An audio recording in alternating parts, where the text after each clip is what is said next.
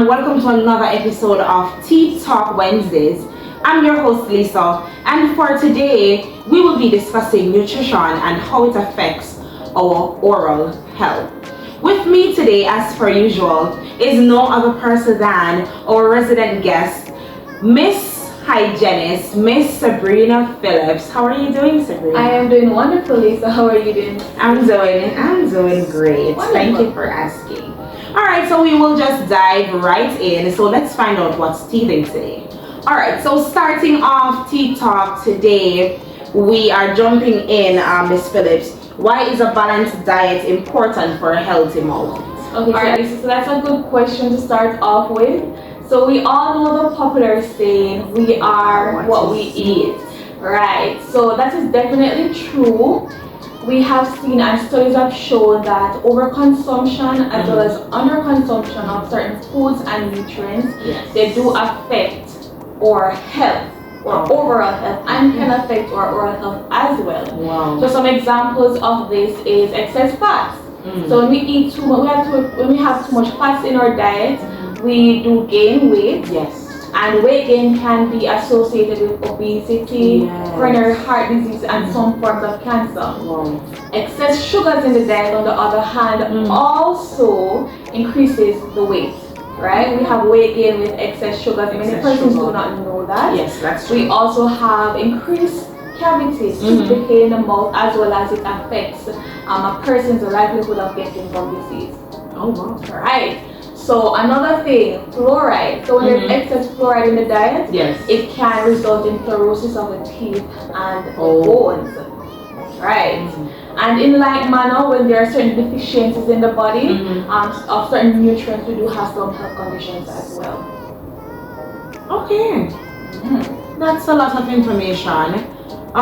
So guys, as Miss Phillips says, we are what we eat. So let us be more aware of what we put in the body and the amount that we ingest as well. Moving on to our next question.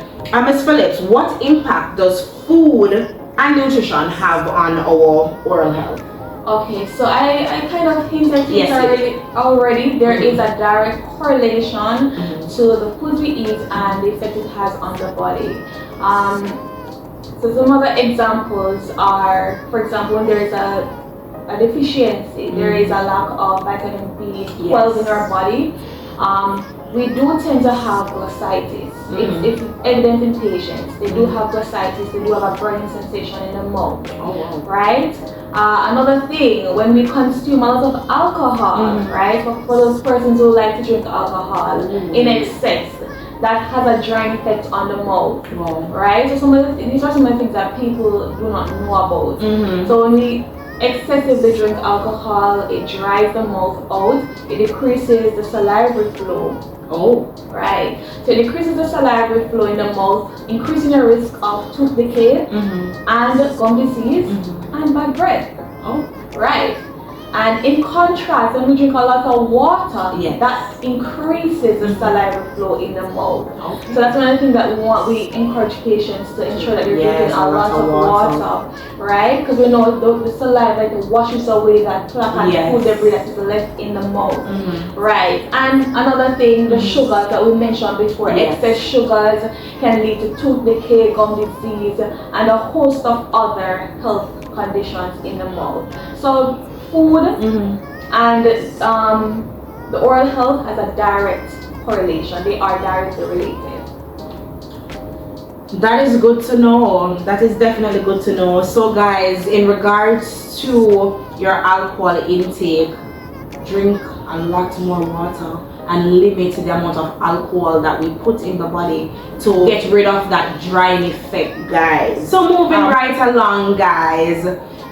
Moving on to our next question. How does the right food improve our oral health? So Lisa, like I've said before, and I've given some examples. Yes, you have. The right foods can do a lot of good for oral health, the health of our teeth and our gums. One example is drinking lots of water, which increases the salivary flow. And especially if we're drinking fluoridated water, it helps to remineralize and strengthen the teeth. Some foods like fresh fruits and raw vegetables, they help to boost salivary flow. some other things like dairy products. Yes. And some other vegetables which are rich in calcium. They help to strengthen the teeth. Yes. Right. So there are lots of good foods out there that do actually add to the health of our teeth and our gums and overall our health. So I do encourage our patients at home to do some research. Yes. And we're just giving you a little information. Go forward and do some further research and see what foods are best for your oral health, so that you can ensure that you are eating best foods for your body at home. Awesome. That is good knowledge imparted as usual. Ms. Phillips, thank you so much for that information. And I am sure that most of us, we did not know some of these things. Likewise myself. But like Ms. Phillips said, we need to do our own research.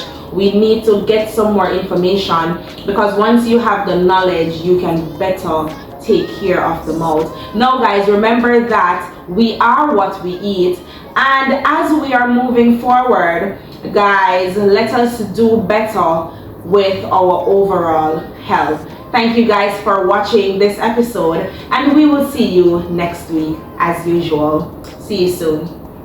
Bye.